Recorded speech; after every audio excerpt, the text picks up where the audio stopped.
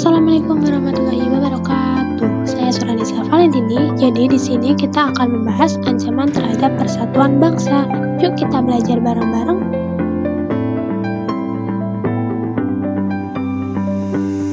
Tujuan pembelajarannya, peserta didik itu dapat menjelaskan pengertian ancaman terhadap persatuan bangsa dengan benar. Yang kedua, mengidentifikasi jenis-jenis ancaman berdasarkan asalnya, baik ancaman internal maupun eksternal.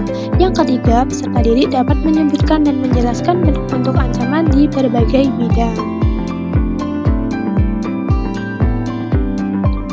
Yang pertama ada pengertian ancaman. Ancaman adalah setiap usaha dan kegiatan dari dalam atau luar negeri yang dinilai dapat membahayakan kedaulatan negara, keutuhan wilayah negara, dan keselamatan segenap bangsa.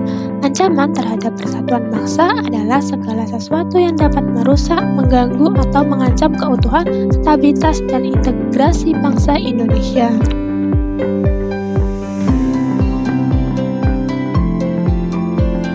Ancaman berdasarkan asalnya. Ancaman berdasarkan asalnya itu dibagi menjadi dua, yaitu yang pertama, ancaman dari dalam atau internal. Ancaman dari dalam adalah segala ancaman terhadap ketahanan negara, kesatuan Republik Indonesia yang berasal dari dalam negeri. Yang kedua, ancaman dari luar, eksternal. Ancaman dari luar adalah segala ancaman terhadap ketahanan negara, kesatuan Republik Indonesia yang berasal dari luar negeri. Kalau internal itu dari dalam yang berasal dari dalam negeri. Kalau ancaman dari luar, eksternal itu berasal dari luar negeri.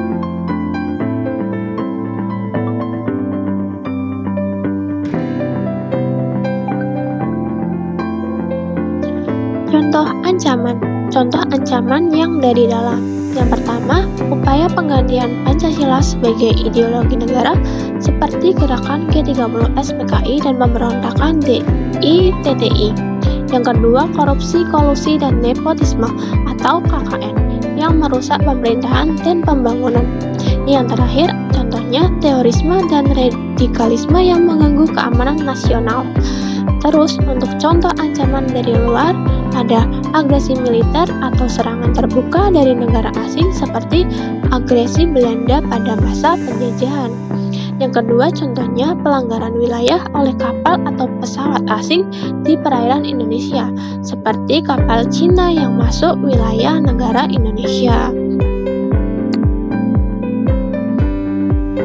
Berikutnya ada bentuk-bentuk ancaman. Yang pertama, ancaman di bidang ideologi. Pancasila sebagai ideologi bangsa masih sangat rawan terhadap berbagai bentuk ancaman. Yang kedua, ancaman di bidang politik. Ancaman di bidang politik dapat bersumber dari luar negeri maupun dalam negeri.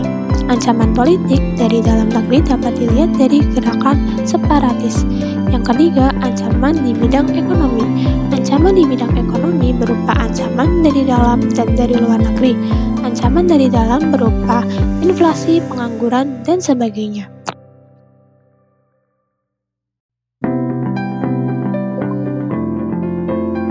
Selanjutnya yang keempat ada ancaman sosial budaya.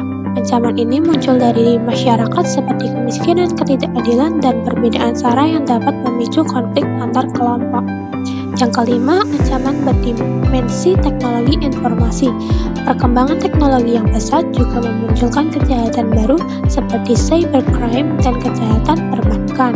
Yang keenam, ancaman berdimensi keselamatan umum.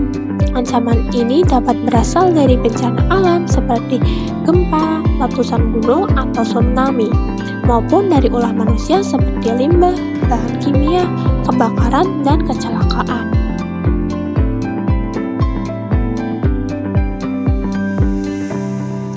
Dari materi yang sudah saya sampaikan dapat diambil kesimpulan ancaman terhadap persatuan Indonesia bisa datang dari faktor internal maupun eksternal.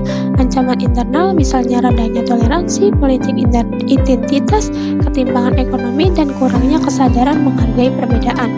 Sementara ancaman eksternal dapat berupa pengaruh budaya asing yang melemah identitas nasional. Karena itu penting bagi kita untuk memperkuat toleransi. Nah, tadi kita sudah belajar mengenai ancaman terhadap persatuan bangsa, yang asalnya bisa dari luar, dari dalam. Terus tadi ada bentuk-bentuk ancaman ya teman-teman. Semangat ya belajarnya, kurang lebihnya mohon maaf. Sekian dari saya yang dapat saya sampaikan. Wassalamualaikum warahmatullahi wabarakatuh. Terima kasih teman-teman, semangat belajar.